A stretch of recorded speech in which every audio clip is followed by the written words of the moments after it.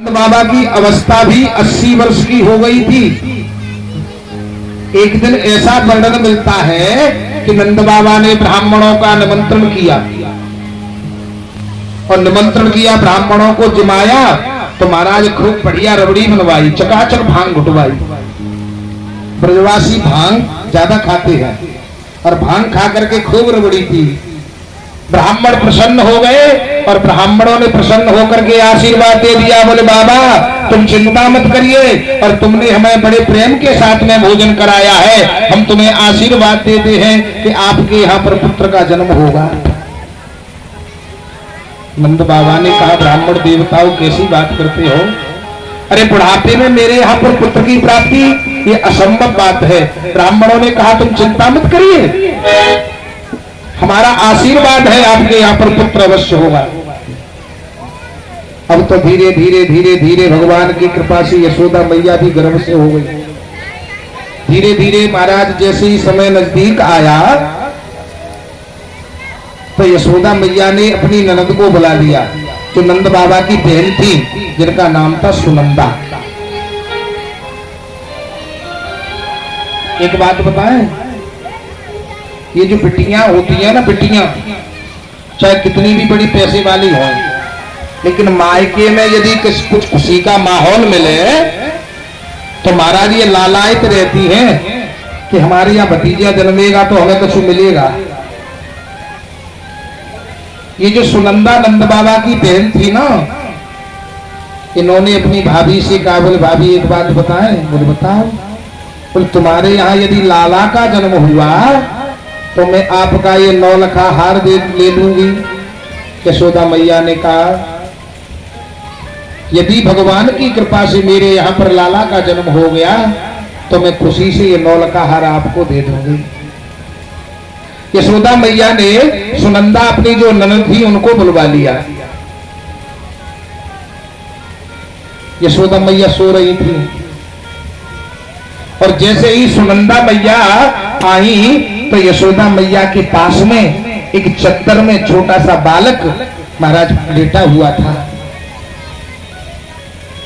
सुनंदा ने समझ लिया मेरी भाभी के यहाँ पर बच्चे का जन्म हुआ है। अब तो महाराज ये दर्शन करना चाहती थी और जैसे ही चद्दर उठाना चाहती थी चदरिया को, एकदम से विचार आ गया कहीं लाली नहीं हो। अब इस बात का विचार करने लगी, यदि बिटिया भई तो 9 लखा हार नहीं मिलेगा। इसलिए भगवान से प्रार्थना करी, गोविंद मेरी प्रार्थना को स्वीकार कर लेना और हमारी भाभी का जो ये बालक है वो पुत्र ही हो। और हिम्मत करके महाराज जैसे ही चद्दर को उठाया, आज भगवान श्याम सुंदर के दर्शन हुए। सुनंदा मैया को मालूम हो गया है मेरे भाभी ने एक सुंदर से बालक को जन्म दिया है। दौड़ करके नंद बाबा के पास पहुंची और कहा, बोले भैया है गयो है गयो है गयो। नंद बाबा ने कहा, बहन का भयो है? बोले लाला भयो है।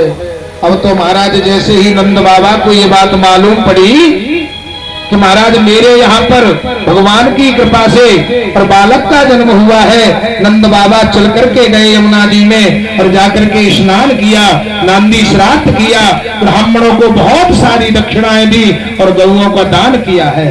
बंधुओं अब तो सारे गोकुल गांव में और ब्रजमंडल में महाराज ये चारों तरफ खबर फैल गई है कि नंद बाबा के यहाँ पर लाला का जन्म हुआ है। तो एक बात बताएं, तन से तो बैठे रहो यहीं पर और मन से चलो गोकुल में, जहाँ पर नंद बाबा के यहाँ पर गोकुल गांव में बड़ी धूमधाम के साथ में और भगवान श्याम सुंदर का नंदोत्सव मनाया जा रहा है। अब तो सभी नगर निवासी केवल एक ही बात कहते हैं, चलो देख आवे, चलो देख आवे। महाराज मन से बैठे रहिए और तन से चलिए गोकुल गांव में। बोलिए कृष्ण कन्हैया लाल की जय। और आज आपके यहाँ पंडाल में भगवान श्याम सुंदर चल करके आए हैं और बड़े भाव के साथ में बधाइयों का आनंद लेते रहें और पूजन भी करते रहें। एक बार गाइए जोर से, चलो देख आवे, चलो देख आवे, देखिए आवे नंद घर लाला हुआ, चलो देखिए आवे नंद घर लाला हुआ, चलो देखिए आवे नंद घर